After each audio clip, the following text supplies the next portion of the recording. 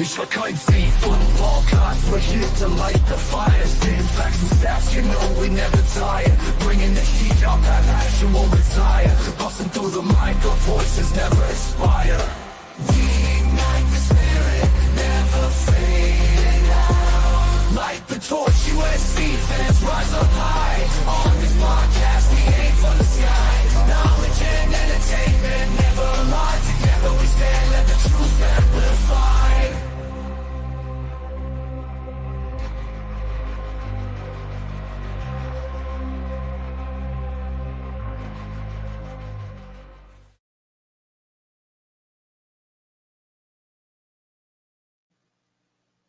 All right, man. Y'all come on in here. We got a little bit to discuss.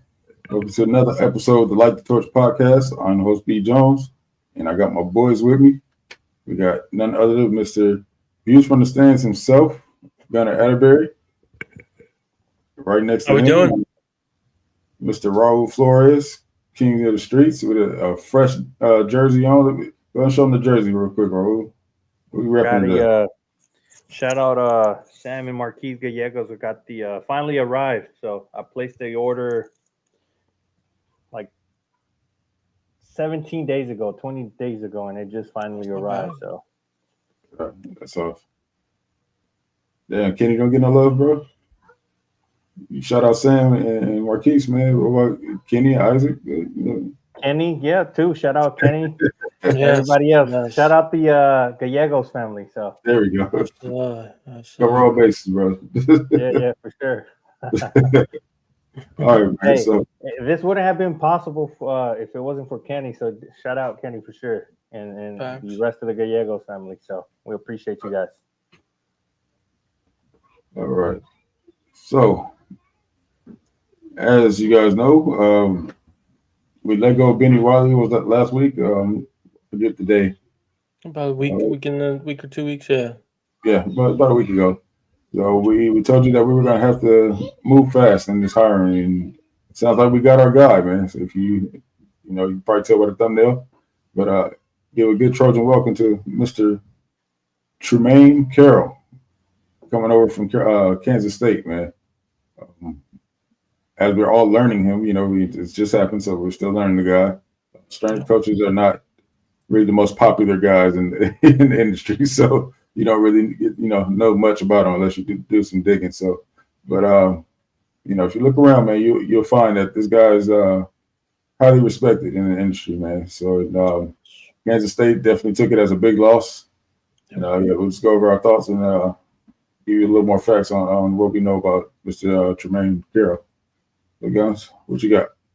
Yeah, I mean, one thing that Scott kind of gave us some insight on, he asked why Carroll was the choice other than what we can see with the results he's gotten with his athletes. He mentioned three things: discipline, culture, and accountability. So I like that. And there was a couple things that we saw from our guy, Rusty. I'm going to share my screen for that. Just to kind of give you some numbers out there. You guys can't see it, correct? Just want to make sure. Yeah, not yet. Oh, not yet. Huh. No. All right, let me stop sharing. Let me see if I can pop back up in there. And shout out Chris, and thank you for the dono. Yes. You guys can see it now? No. Not yet. I don't know. It's not populating. Is there some on your end that you need to do, B. Jones, or anything? To pop it up? There we go. Okay, perfect. So, yeah, as you can see, I mean, we don't have the exact, when this was, but when he was at essentially Kansas State at one point, he got the team to add 700 pounds of muscle in 4 months. You can see 4 players were timed over 23 miles an hour, 6 players were timed over 22 miles an hour, and 33 players over 21. 27 players squatted over 500 pounds, 35 players cleaned over 300 pounds, and 60 players bench pressed over 300 pounds. So, I mean, that was great to see and hear about and, read. Also, I'm going to stop my screen and share one more thing here. Is a video. So it's about 1 minute, 47 seconds. Let me know when you guys can see it, and then I'll press play.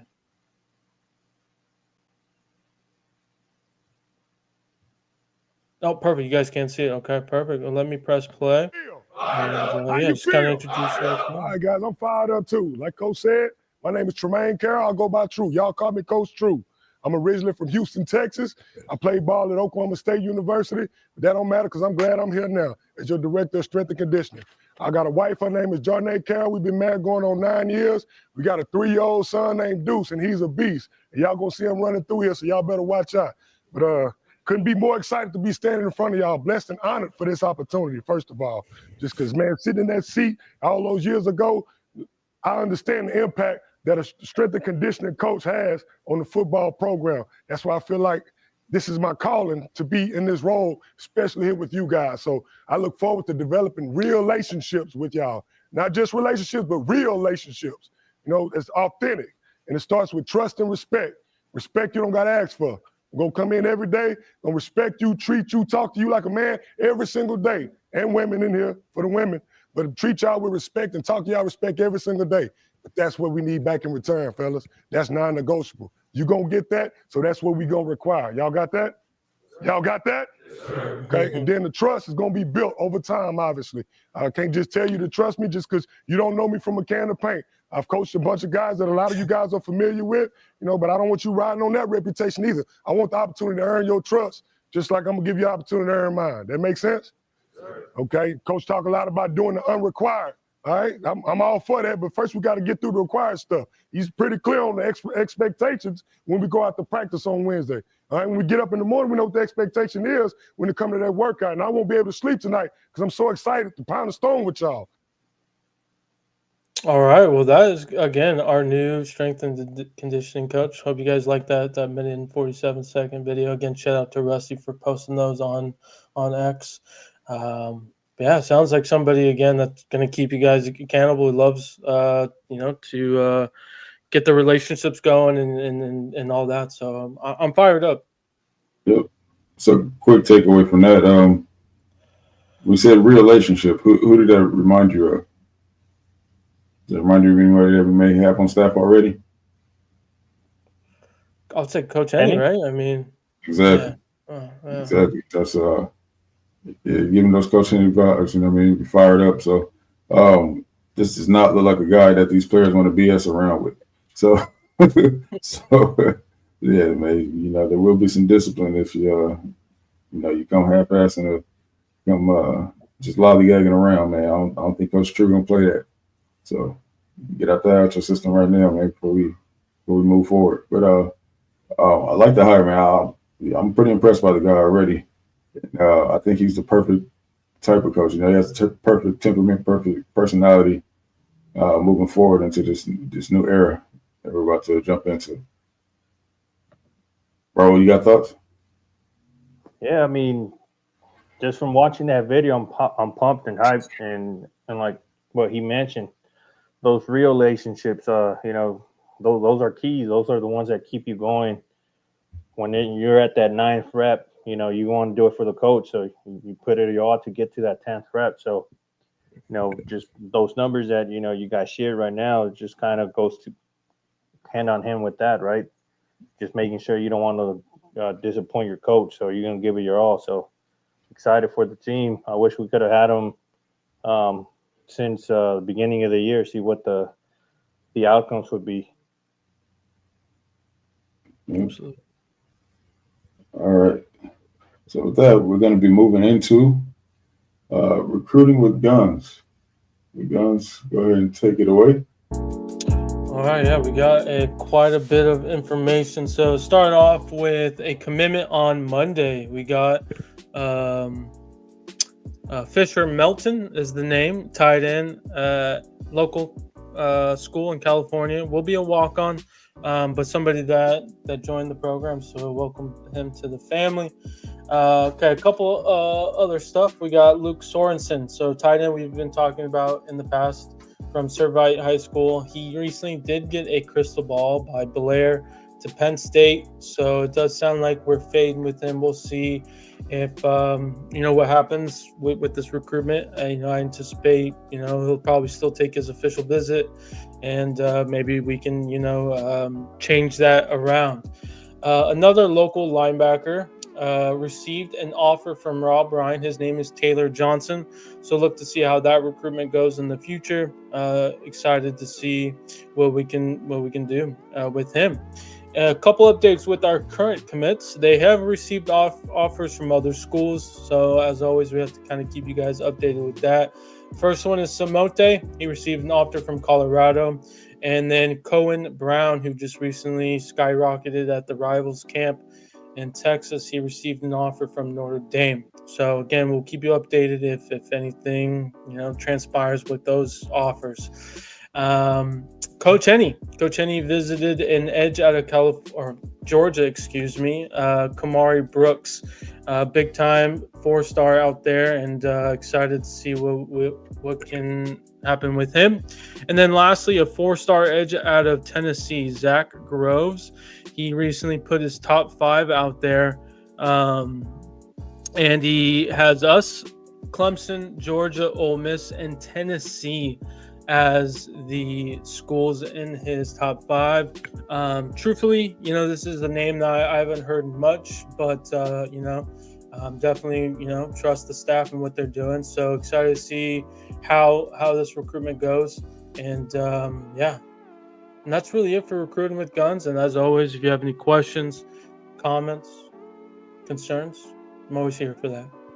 All right. Before we move to our next episode, I just posted a couple of things in chat. If you guys want to get into that right now, or you want to hold off? Yeah, I mean, I'm good to move on. Raul, did you have any questions? I know maybe Ryder Lyons is on your mind. No, yeah, I was just gonna say, so with Sorensen potentially trending to Penn State, does that mean that there's still I guess it's trending in the right direction for us with Mark Bowman, or you don't think it really correlates to Bowman at all? Yeah, I don't know for certain if it has correlation. I mean, we are hearing still good things with Bowman, right? He recently said that he wants to see how we really use the tight ends to really dictate his decision. We are also hearing though that there are some people around Bowman. Yeah, I don't know if that's family, friends, coaches that are kind of anti-USC right now. So I think they're seems like they're definitely pushing for him to not choose us, but it seems like the kid himself wants to pick us, right? So I think we just need to show him a little bit more and whatnot. We also have the Hawaii tight end, Tamaine Purcell, I believe is the name. He is Malachi Lee's teammate. So, and from my understanding, Coach Savage was out in Hawaii with Rob Ryan and Coach Nua and Coach Hansen. So I anticipate he got some time with Purcell and hopefully we can secure his his commitment as well. If we're only bringing one, I could definitely see us bringing 2, but if it's just one, I wouldn't mind him either. Appreciate it. And since you bring up Lions, I guess maybe some of the fans in the chat are curious to hear about Lions. I personally think that he's still a possibility for USC, even though regardless of whatever Wilt Fong said. But you want to elaborate on that yourself, Guns? No, I mean, I do agree. I mean, I think we're still in it regardless. I mean, I think the prediction definitely got overhyped a lot. Even the coach called them out on it, like, why are you changing predictions every week? I think BYU is definitely in it. I wouldn't be surprised if we hear more Ole Miss in the future. I mean, it's Ole Miss. You can't go wrong with over there in terms of the quarterback play. Right, Jackson Dartwood just became a first rounder. Oregon just offered another kid for 26. So I mean, I think everyone has an equal opportunity to get his services. So not really trusting the prediction right now. I mean, so Yeah, I would agree. I mean, obviously, all these Oregon fans think they're all right because of that prediction. But if you're Right. offering a 26 kid, that kind of tells you that Dan Lanning and staff probably don't feel as confident about Lions committing as you would think with a prediction coming in from Wilfong. So I Is that the personally think same? it's anybody's game. So go ahead, B Jones. The same Oregon fans that said F the Mormons, chanting F the Mormons on it? Those No. Oregon fans? I guess it's those same Oregon fans. They think they're going to get Ryder Lyons, huh? That's what they think. Who happens to be Mormon. A Mormon, and then his brother Lyons. I don't know if you guys heard, but his brother Walker Lyons, is a USC tight end as well. So absolutely. Oh, yeah, that's the guy who went on his mission before he came here, right? that's right. Yeah, we fully supported that and everything, right? That guy? Okay, I'm just asking. I'm just trying to make sure. Yeah, I mean, all the arrows point to us, honestly, right? We got his current commit, our teammate Vlad D, who, again, if you guys don't recall, Ryder Lyons himself tweeted this, saying that whoever gets Vlad D is a package deal. Okay, so I would assume he's a honest kid, honest man, and we'll stick with his word, right? So we got his former tight end, right? He's on the team now. Got his brother, like you mentioned. So I mean, like, there's a lot more connections and arrows towards us than really any other school. So it's definitely fascinating to see the Oregon fans just move goalposts, basically, right? Like when Jonas got flipped, it was all about Curtis. When they were losing regular commits, it was still all about Curtis. Now they don't have Curtis, so now they've got to say that, it was always all about Ryder Lyons, which. And Wilfong, let me just get one thing straight. You said proximity to home. The kid's a California kid. Where is USC located, guys? Just wanted to double verify. Yeah, just asking. Is it California? I think it's in the name, but just correct me if I'm wrong, guys. Think so, man. Think so. Yep. Last one check. But all right, man. Let's go ahead and move on to. You want to post those up, guys? Yeah. Let's do the first. There was a couple of questions in the chat. If you guys want to answer those before I'm sorry. we move on. Yeah, let's do that. Yeah, let's do that. While I get this set up. Let's see that. Sorry.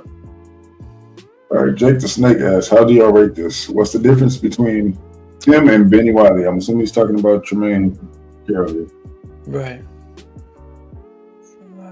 For what I don't we know hear, what the difference is yet, to be honest. Yeah.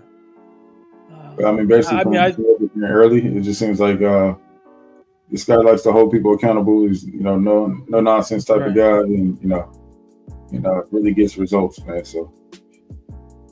Absolutely, I agree with that. I mean, I rate this. I mean, again, it's early, but I feel like it's a home run hire. Again, Kansas State's a solid program, physical program, and since really he joined the program and the head coach joined the program, they were more consistent in winning, if I'm not mistaken. Don't really recall them doing so great prior. Maybe they were. But I just feel like he's very top one of the top strength and conditioning coaches, underrated you could say as well, maybe just given his history of where he's gone and all that. But excited that he was a former player. I think that's another underrated thing as well.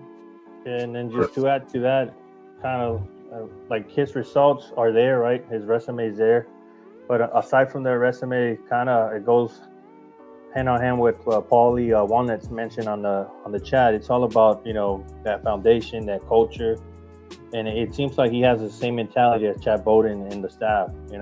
Absolutely. So I think that plays a big role on why he's our guy when it comes to being named the strength and conditioning coach. Right. Absolutely. Shout out to Polly. Yeah, shout out Paulie. All right, well, let's get into top 10 college football jobs from our two good friends out there. I'm just kidding. Yeah, right.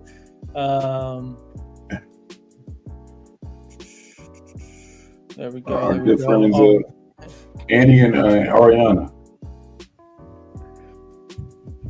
So yeah, Coach Andy Staples and Ari Wasserman, they're part of the On Three crew over there, and the Andy's list is on the left, Ari's list is on the right. Pretty fascinating to see that USC is not involved there, right? Yeah, I mean these guys are. I mean they're interesting folks. They're weirdos, to be honest. Yeah. I think regardless if we're doing bad or not, I think USC is always going to be a top 10 job. So. Yeah, man. I mean, listen. Now, us being the number one recruiting class right now should let everyone know by now that we got our stuff together. And everybody knows that when USC has their stuff together, you cannot compete. It's the best job in the country. You got location, education, now NIL. You know what I mean? All the resources out here. It's definitely the top job in the country, regardless. It's a blue blood program. Like, we check all the boxes. So for us to not even be on this list is just pure hate, honestly. Same old media disrespect. It's really them being scared because, like you said it. We went. What was our record last year? 7-5 or something like that. I don't even work 6. And then, even though we had a really bad 2 years, we still have the top recruiting class right now. So, and that's us being down, according to the media and everybody, right? Exactly. So just imagine when we turn things around. Like you said, it's gonna be like no question about it. USC is gonna be the place to be, like that's been saying. So yeah, this list is trash. I think everyone needs to revisit Lincoln Riley's press conference at Big Ten Media Days last year, when he told the world that we're going to be the mecca of college football. And right now, all signs are pointing to he's right. Yeah, so feel like he's definitely trying to back those words up right now. So, yeah, like you mentioned, Ro, man, they know what's coming. So they're trying to use all the kind of propaganda and rhetoric to throw us off our high horse, man. But yeah, Travis fighting on, man. We know what we're doing. We know where we're going. So just kind of do your best to debunk all these lies so recruits aren't believing this BS. You know what I mean? Because we know what's coming, man. We know what this is already. And was it Josh Pate that said what goes into having a blue blood program, right? It kind of goes hand in hand with this, right?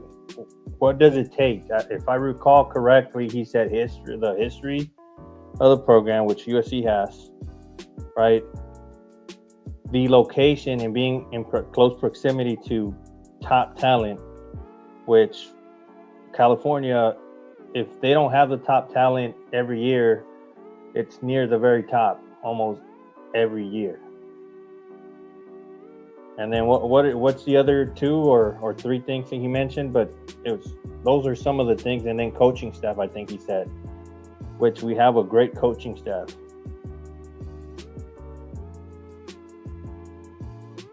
Yeah, I think it's baffling. Texas A&M is even involved on this. One of these lists. What's even crazier is this Ari guy at first was, from my understanding, a pretty big Lincoln fan, and then obviously the last 2 years he's kind of gotten sour, and he's kind of gotten him, under his wing and hates, Lincoln now. And So I mean, that's just fascinating. I'm But yeah, I mean, Texas A&M is a joke. I'm assuming I mean, that's the one that guy really is stands a out for me. Oklahoma fan. He put Oklahoma on there, and the Yeah. other guy didn't. So he's like, oh, maybe Lincoln Riley left Oklahoma. I'm start hating on the guy. Right. Yeah, I agree there. Yeah, I could definitely see USC doing like a video at the end of the season, Yep. and like all the haters basically. Yep. All right. So you got the next one, man. Let's put the next one up. Yeah, next one. Better news. So let me stop sharing. And we got this one. So our good friend, actually, he's definitely tied. Turned the tide, whatever you want to say. JD Pickle has us in his post-spring top 25. Has us at 23. Me personally, I think that's right where I feel like we should be at. Really, no complaints. I mean, from my perspective, where USC's at. Yeah, I mean, I'm not mad at it considering that everyone didn't get to see our spring game. Right. So, fully believe if we had, if it was available for everyone to see, we'd be in the top half of this for sure, based on what I saw, and watching other spring games around the country. Listen, I'm telling you guys, man, we're going to be really good this year. We're going to shut a lot of people up. So go ahead and take your bets now. Put your money up. You know what I mean? Trust me, man. Be telling you right now, we're going to shut a lot of people up this year, man. It's going to be great. Nobody's more deserving of this than us, this fan base right here, after all we've been through. So, yeah, man, I'm just looking forward to see season starting so you guys can see as well. But, yeah, I mean, like I said, considering that no one got to see, I'm okay with being at 23.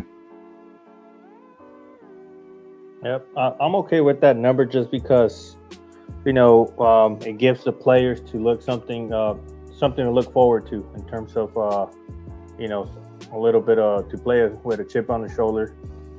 Because I know this team is more than capable of being in that top 10 based on what we saw at the spring game or the practice that we were at and with the depth and just the improvement we did from last year. I don't know why media and other fan bases think that our defense was trash last year.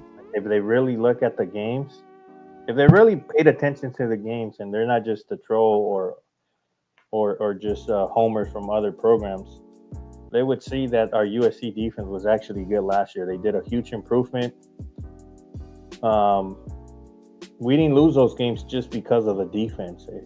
The defense was put in bad spots, and this defense is going to surprise a lot of people because apparently we still have a defense that sucks according to the media and all these fan bases. So they're going to be, waking up to a rude awakening this year because, that defense is going to be legit.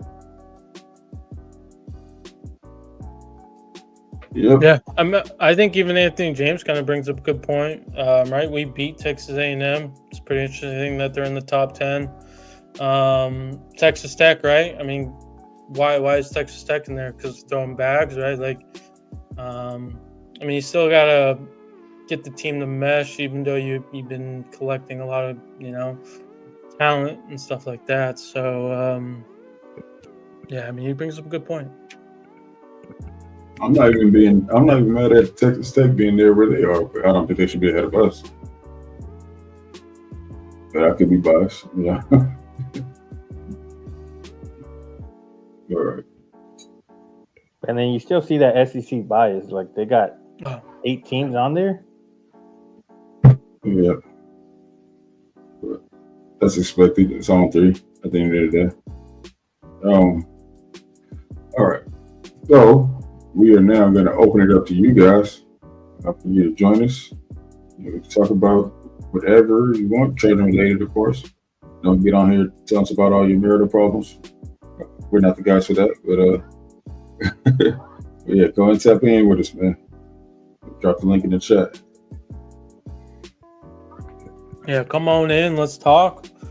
Sean even kind of talks about going back to Carroll a little bit.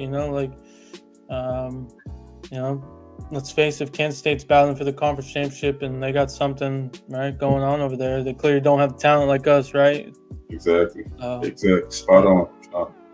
Yep, spot on. I was just mentioning that to Guns earlier. I mean, the type of talent that we bring in compared to Kansas State, and they're still able to do what they're doing. That has a lot to do with strength and conditioning.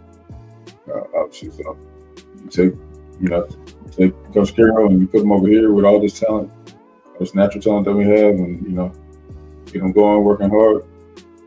It's gonna be lights out for the rest of the country. I'm telling you. So I'm feeling really good about this guy.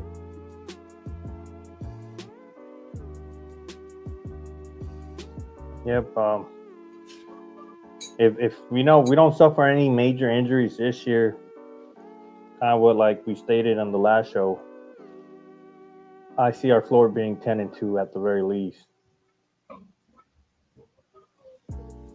Yeah. I mean, I agree. Stay healthy, I for sure agree with that. But I mean, even if that, we definitely have more depth this year. I think 10-2 is almost a given. That's on schedule. We did last episode, man. We just couldn't find a third loss in there on that schedule. So that we could definitely say so. Yeah, I mean, I think I'm surprised, the defense doesn't get talked more in terms of national media. I mean, like we've improved, right? First off, right, the trenches, we brought people in, development, right? Like a Desmond Stevens, he can develop more compared to last year. Our DBs, stuff like that. Like I think it's going to be very people are going to be surprised and shocked, definitely. So I think just from the defensive standpoint, we're going to be leading these games more than what it was, right? I think we can see 2 possession games going into the fourth quarter and stuff like that. So I really think we lost 5 games when we were leading, if I'm not mistaken. So you let's just cut half technically. Let's just say 3-2. I mean, that's you go from 8. What was our 8-5? 7-5, 8-5 with the bowl game. Yeah. So you're that's 2-3 more games you win. I mean, there you go. There's our 9 to 10 wins just like that. If you want to, And I'm gonna double down with what B. Jones stated last show. It's gonna be a top 5 defense. Top 5. Bookmark this for all you haters out there. Top 5. I really believe that, man. I really do. You saw what Dan Tulane was able to do at UCLA when he had number 2 defense, run stopping defense. Yeah, it was number 2. If I'm not mistaken. I would say. So never mind. I won't even say. I will ask you, bro. Do you think that the defensive line that we have now is comparable to what he had there, or would you say it's what better? He had at UCLA? Mm-hmm. I would say it's better. Unbiased opinion. Unbiased opinion, yeah. I personally think it's better just from what I saw out there. If you want to compare players, who they had Toya, right? Yeah, it'll be like Silver or Pepe. Yeah, they had twins. I forget their names. And, they had Silver. Jay Toya. Was it Murphy twins? I think. I think it was the Murphy twins or something like that. Yeah. Mm-hmm. I would say on paper, we're better. I mean, just deeper overall standpoint, I think what carries them a lot is their first rounder they got, right? Exactly. I went to the Colts, so like that's carrying them more than reality in my opinion. So I mean, without him, without the twins, and I say Tua, who did they have? I don't really recall anyone else. I mean, I think we can go like 2 deep and keep going, and just with all these names we got. So yep. So our secondary looks incredible, man. Especially when you know, our defense. Our man, I'm telling you, when you had Eric Gentry right there at linebacker on top of the secondary, man, it's just crazy. Trying to fit a ball over Eric Gentry's head when you got some 300-pounders running at you, it's not going to be an easy task for opposing quarterbacks, man. So I expect us to get a lot more interceptions this year, a lot more sacks, just a lot more pressure in general, man. So I'm telling you, put some stock in this team, man. We're looking pretty good, man. We haven't been like this in a while. I'll tell you that for sure. We haven't had defense like this in quite some time. Yep, and Jakeem's ready for this year, guys. He's not going to redshirt. Oh no, he's going to be in the rotation. Yeah, he's ready. He's ready. He might be 17, but he's got grown man power already, man. That guy's built different. Absolutely. Chris, what's going on, man? What's going on, fellas? Talk to him.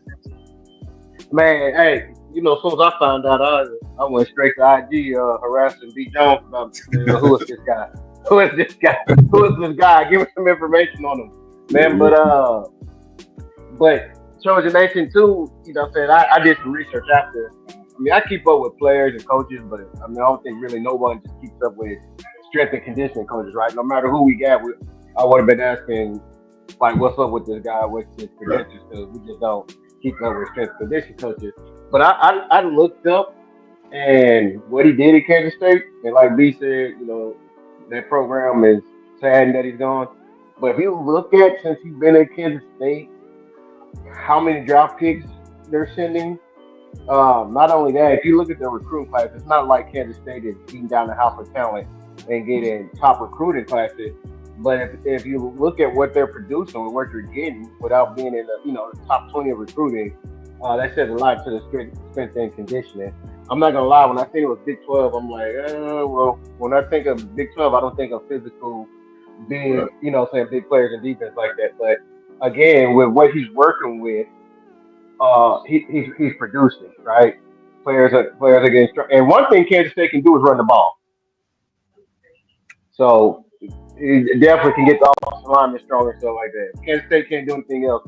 They definitely can run the ball. They have a good run game all the time. So we definitely will see. Looking forward to the summer to see what these bodies looking like. I mean, without us really knowing about what happened with Benny Wilder, it's still kind of like what happened, what I'm saying? Because what he did after Grinch left and the bodies he put on the boards and the size they put on last off season, I mean, we didn't see it coming. And like, okay, how much more elite can you get in that? But I mean, I'm pretty sure it probably was, some other stuff. Something happened, but it is what it is, and we'll move forward. So we'll see. This coaching staff and front office, they ain't missed, right? Exactly. They ain't missed. So definitely trust what they're doing and support it, and gonna go with it. I'm not gonna doubt any moves that they have made. So they obviously have something in play, and we're gonna keep it moving and trust this front office and the staff. Yeah. Real quick, Anthony James says, big up to Kyle Ford and Bryson Shaw for camp invites. Yeah, man. You guys know I'm a big Kyle Ford guy, man. So happy to see him get his opportunity.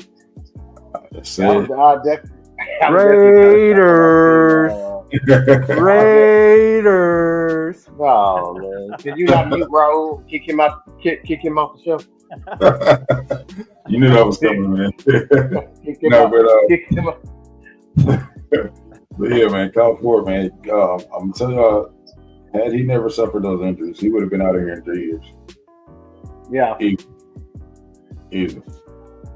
And I was one of the ones that didn't understand why he didn't play more last year anyway. Like especially early when we seen what was going on with Branson. I was like, why? Like he's the most physical that we had in route running. I mean, every time he was in, he produced. So he didn't drop a ball either, right? Everything that was really thrown at him, he would catch. Yeah. I think he dropped one. I think he was probably correct. But aside from that, man, and even though he didn't have blade and speed, especially on his intermediate route, he was one of the few that can get some separation. Exactly. You know how to use his body well to get that separation.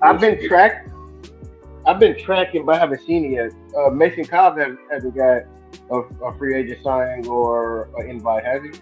That's why I've been waiting on to see what happened with him. But I don't think Mason Cobb has got an opportunity yet, has he? Wasn't he Chargers or am I confusing? I think it was the Chiefs, right? Chiefs. Okay, so Mason Cobb got invited to Chiefs. He did get an opportunity. I don't recall who. I know I've been looking, and the last time I looked, even on his page, he was like being patient, saying he was being patient. He was still waiting, and I hadn't seen anything. Maybe I'm confusing him, but I thought I seen somebody join the Chargers camp or something like that. Oh, the kicker? No, Mason Cobb. Yeah, it was the kicker. Yeah, it was the kicker that joined the Chargers. Oh, okay. Guns, you already know how I felt about that. I was like, I told a buddy of mine in Chargers group chat we got. I said, man, they were like, what do you think about the kicker? I was like, man, this kid made me suffer all year as a USC Chargers fan. I don't know what he's thinking. Yeah, hey, good luck to him, man. So, you know, I don't know what they're thinking. All right, so. But and two, I know you guys were talking about. Well, Raul was when I first got on. Kind of like the projection for next year, man. I'm expecting a lot better year. One thing. Sorry to interrupt you, Chris, but right. Keep that thought. I was just gonna say Mason Cobb did sign with the Chargers. Okay. Oh, nice. Nice. No, man, your team, and you didn't even know. Man, and I've been looking, and I sure ain't seen it. I sure ain't seen it. Well, yeah. What I was gonna say, man, I was gonna say, like, if you look at our schedule this year, right? Our home, we go undefeated at home, right? Which we should. You know, Michigan, we should be able to get Michigan at home. The rest of the home games, we should be able to win those home games, right? We win those home games. We got 7 home games. Well, we got 6 home. 6. Yeah, we got like 7. Yeah, we got like 6 home games, right? And so, no, we got 7 home games. We got 7 home games. And 3 out of the last 4 are at home too. Yeah, but if we go 7 at home, which we should, right? Michigan is the toughest game we'll have at home, right? We should beat Iowa, of course. You know, the first 2 games, all that. So we should go 7-0 at home, right? To get 10 wins, we only got to go 3 for 5 in the away games, and we're looking at the away games. Purdue is a away game, so really it's 3 away games that we would probably be worried about, which is Oregon, Notre Dame, and Illinois, right? We really just need 1 win. We got 5 home games, right? Away games. Those other 2 away games should be definite wins, which is Purdue and I want to say in Nebraska, right? All we got to do out of those 3 games I just named is win 1 game, and that's a 10-win season. So out of Notre Dame, Illinois, and Oregon, we win 1 game. We win 1 game out of those 3. That's a 10-win season if we take care of business at home. Which we have a better roster than all those teams we're playing at home. Better coaching staff. You know what I'm saying? They all breaking in new quarterbacks and stuff as well. So I mean, we definitely should have a 10-win season this year. I'm sorry, but based on what I saw in the spring game, man, I'm not sold that Bryce Underwood is going to make a drastic difference for Michigan. And I don't even know. I don't think my radar don't even have Bryce Underwood projecting as a starter, right? I think the kid from Fresno State will be their starter day 1. The transfer from Fresno State. Right. And even at that, like, who do they really have on the outside? They don't. And I know they recruit good, they rebuild good, but you know, that whole front four on defense that was so dominant, you know, they're all gone, right? And so now we're going to see year 2 without Harbaugh, you know, really what that depth looks like. You know, They were hit in the transfer portal. A couple people left. So let's see what they have waiting on the bench if they can keep that thing going. But I think we'll beat Michigan, right? We should beat Michigan last year. We'll get them this year at home. I agree. But that's the formula, man. Go 7-0, go 7-0, 7-0 at home. Take care of business, right? We have a better roster than those teams. We're better coaching staff than those teams. Beat the teams you should beat, right? Those other 2 away games, you definitely should beat Michigan State and Purdue, right? I mean, Purdue and Nebraska. Again, we should get them. And then out of those 3, that Illinois, Oregon, and Notre Dame, you win one of those games, and that's a 10-win season. But here's the catcher. Yep. Illinois is tricky, but I think even I have been giving Illinois too much credit. I have to go back and look at their schedule last year. Their schedule was pretty bad, right? And they still lost 3 games. They only beat Nebraska on the last second play by like 3 points last year, right? So, and the thing about Nebraska, everyone's saying they have a returning quarterback. Their quarterback was not the strength of their team. It was actually their run game and their defense. But again, they played a very, very soft schedule. And so I feel good about Illinois. I feel good about Oregon. I feel good about beating Oregon and Oregon too. The catcher is going to be Notre Dame, but again, Notre Dame is breaking in a new quarterback, right? They had 2 quarterbacks out in the spring. One went to the transfer portal, so they got a new starter. So Notre Dame is going to look different because this is the first year in 2 years that they didn't go to the portal and bring in a quarterback that was already proven. So they're kind of like how Oregon did. So now we're going to see what their development been looking like. You're on mute, B. Jones. They feel high about, they're pretty high on Dante Moore, but I haven't seen nothing, man. That spring game didn't impress me much. We know what he was at UCLA. Not saying that's what he is now, of course, but I have no reason to fear Oregon. Can I add to that? What's up? Can I add to that? Yeah, go ahead. So I haven't seen what he looks like at Oregon with Dan Lanning. And we must remember that Oregon hasn't produced a quarterback or developed a quarterback since Justin Herbert. All their last few Bo Nix, Dylan Gabriel were finished products that come from other schools. So I haven't seen him there, but I have seen him with a great offensive coach, Chip Kelly.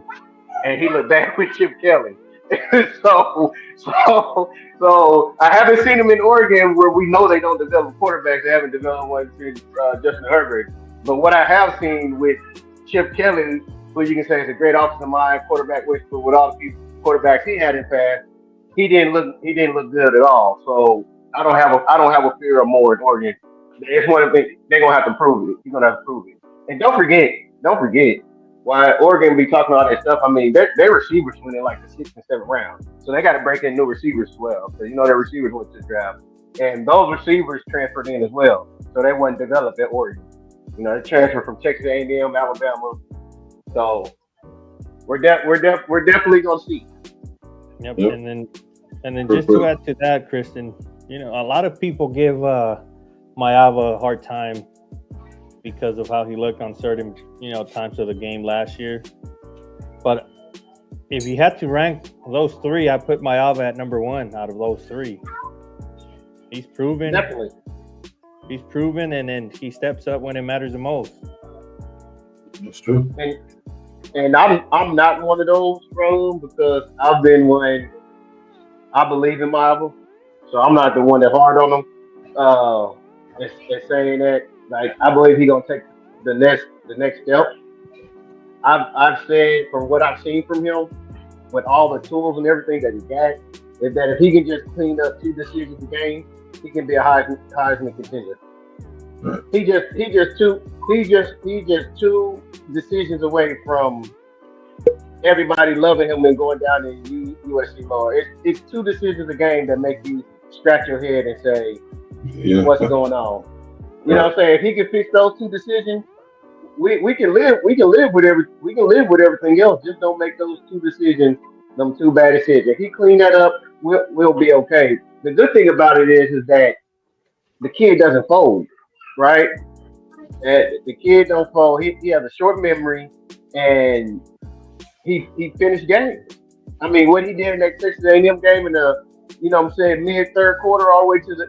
I mean, eh, if we get that play, definitely 10 wins. Definitely 10 wins. Yeah, yeah, I agree. Real quick. Shout out to Brent for gifting a membership to Thank you. the Four Dog. Go ahead and welcome to the family, Four Dog. We appreciate the donor and the membership. So tap in with us. Oh yeah. All right. So Joe Boyd asks, I think it's a question for Guns. Is USC still recruiting Madden Williams? Yeah, we're definitely recruiting him. Savage and Simmons are on him. He's going to take his official visits. Still, committed to A&M. But he told him, point blank, I'm going to see these other schools and make sure, his decision prior is the right decision. He's always wanted to play for the local team. So I think if we go all in, he's going to flip just like Longstreet did. So I have confidence that he is going to be a Trojan. Absolutely. And then he had another comment. I don't know if that's true or not, Gun, but it's regarding Arrington? Yeah. So it says Steve Wilfong says that we have no chance at Arrington now. And Joe doesn't believe anything Wilfong has to say. Yeah, I personally don't believe it. I think we have a spot for him regardless of what transpired with Elbert Hill. So, we're all in. He's going to take his OV, obviously. And, we have a good chance. I really think it comes down to, us, Oregon, and I'll give some love to Bama, I guess you could say. But, yeah, I think definitely we're involved. Hey, Christian, you better get your boy right, man. He's from San Diego, man. Come on, man. So here's the thing. I would love to have him, but at this point, at corner or an athlete, to me, it's not a we gotta have. You know what I'm saying? If we miss out on this in the end of the world, I don't think it's we gotta have. Like, he's talented. I don't know if that when I look at him, I say that's future first rounder. That's NFL talent. I gotta have him. Those are the guys more than ever you want. That's within the state. Yeah, of course you want the best player. You can't get them all, but we got the best. We got the kid from Rancho Cucamonga. We got Elbert Hill, the best player in Ohio. Like Matt Reardon. You know what I'm saying? So, like, it's not one of them where we just gotta have it. Like, what I think is a gotta have is the linebacker out of Hawaii, right? Like, we're killing at every other position except linebacker in the 26 class. I feel like we gotta have that. Chris, I'm gonna have to correct you, man. I'm gonna have to correct you. Out of California, plays in Hawaii right now, but I get what you're saying. Yeah. Well, he moved to Hawaii, by the senior year, yeah. Hey, and I think, and I don't know how close we are. Are we going to get him? But when I look at the number one tight end out of Cali, Bowden. When I look at that's future NFL talent. That's one I think you gotta have, and I really want it, right? Like you gotta have that.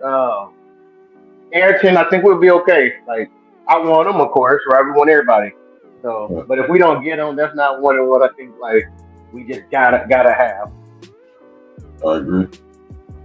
Yeah, I think what bodes well real quick is we have the last OV, from my understanding, at least from what I'm seeing on 247. So, if we're concerned about Oregon, our OV is right after theirs. So, and I think that bodes well, right? In terms of high school, you always want that last official visit most of the time. So I think we can definitely convince him. And I think that's kind of how his recruitment has been. It seems like every visit he's gone to, he's really liked that school. He's kind of like flirted with committing, right? So again, we're going to have the last official visit. He's that's definitely the last enjoying, memory he's going to have, basically. Yeah. So he's definitely enjoying the process. I'll say that. So, Absolutely. Yeah, but this is a different day and age for USC, right? You keep playing them games, you get that. Hey, the way they recruit, you keep playing them games, yeah, you get yeah, passed up. you're running out of numbers, man. The numbers getting Yeah, we're not doing that. We're not doing that juju stuff. right. But yeah, I think we'll be just fine if we do happen to miss out on him. You know, being that we still got some studs, man, coming in. So. Yeah, man. I think right now the focus. If I was USC, my focus would be. I know they're visiting Hawaii. Will be on Hawaii, right? Is Ely and what's the other offensive tackle that's down there in Hawaii? I can't think of his name right now. But the offensive tackle that's down in Hawaii. Malachi Lee? Yeah, Lee. Yep. My Mhm. focus would be on both the tackle and the linebacker in Hawaii and trying to get Bowden. Bowden. Well, our boy Isan Toffa is on the job, man. So he's recruiting Lee pretty heavy. So, So, Tom Joey, is good. Joe was asking who's going to be the next commit. I'll put big money on potentially being Malachi Lee. Yeah, probably Lee or Ely. So you think they're committing before they're visiting? Aren't they visiting in June? The last don't they have the same visit as Erickson in June? I believe so. Was it? Yeah. Illy's gonna commit after his officials from last I read. I can see Scott pulling the trigger. Sean Scott, modern day linebacker. Yeah. Yeah, I could see him pulling the trigger. I kind of go back and forth with Malachi. I could see him commit right before the official visits, or just wait. He did. He took his Georgia one. I think Bam is coming up. Yeah, I think we're definitely right there, leading all three of them, to be honest. So. Well, I keep throwing it out there, and nobody easing my words on my concern to give me some bad news. So I'm just gonna ask. What are we looking like? What are we looking like with the tight end? I know Texas is really on the trail, but what are we? Chances good, chances no. It's basically a wait and see for him. It sounds like he wants to just see the tight ends be used a little more in this offense. It sounds like he wants to be a Charger, but that's what he needs to see. That's what I took away.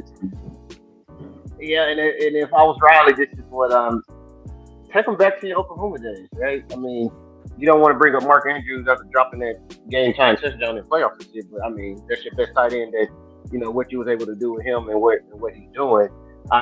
Last year was just not a good season for our tight ends due to the offensive line play, right? The tight ends were asked to stay in more to block running back too. That's kind of what the offense didn't look the same, right? Because we have to help those tackles out and keep people in to help protect, because the O-line can hold up. But hopefully the O-line can hold up this year when we can actually allow the tight ends to be involved in the offense and go into routes. You know what I mean? So, Yep. So if I'm Riley, I'm going back to the Oklahoma day. Bring out the tight ends that what I'm saying, Grisham and Andrews, and the tight ends that you had at Oklahoma, and how you produce. So. Well, I will say that we definitely look a lot better at right tackle this year in comparison. So, yeah, there should be no reason why we don't get some great uses out of our tight ends downfield. And that man decided to lead a bit easy. He said he gonna run down there to Auburn. He couldn't hold up against Michigan. We should see. Hey, wishing the best, man. Wishing the best. Yeah. Good luck to the kid. All right. Anybody got anything else they want to hit on before we get out of here? Yeah, I'm good as well. Yeah, good on my end. All minds thank are clear. you. Hey, thank Kristen for joining on and talking. Appreciate it, man. Absolutely. Always, man. Always appreciate you, Chris. Yeah. And then everybody in the chat, don't forget to hit that like button, share, and subscribe if you're not. So we appreciate all the love, and thank you again for that membership dono, Brent. So and Kristen for the donos as well. Absolutely. For those new Yeah, and hey, members, become a member. We got the new college football game coming out in July, so we're gonna be doing the team builder again, and so Because we'll come yeah, join and come win some natties. Brad has one question, B Jones, for you. Actually, before we head out, what's that? I think it's a in pop. the comment. Yeah, Yep. that one. Yep. So, said a couple weeks back that you would take 5-star recognition. Yeah, I mean, I agree with that. I mean, I still stand pat with that. We see it all too often, man. People never really perfect a craft, especially that defensive back. Defensive back is a position. It's a craft. You know, it's almost an art form, man, in a sense. So you see guys who never really perfected one way or another. I mean, everyone's not Travis Hunter. You know what I mean? So I mean, it's great to be athletic, but you gotta have the skill as well, man. So I'll take a guy who is not as athletic, but got there off the skill, got their 5-star rating off of the skill. You know what I mean? Because another reason is I was telling Guns earlier. We see guys get that 5th star, you know, become 5 stars because they hit puberty early. You know what I mean? They're just bigger, faster, stronger than everybody. You know what I'm saying? So that you gotta watch out for that as well, man. So or we get guys that are just overrated and buy the 5 stars, man. So that 5-star thing gets a little tricky. So you definitely gotta really watch the film. Do your assessment from there.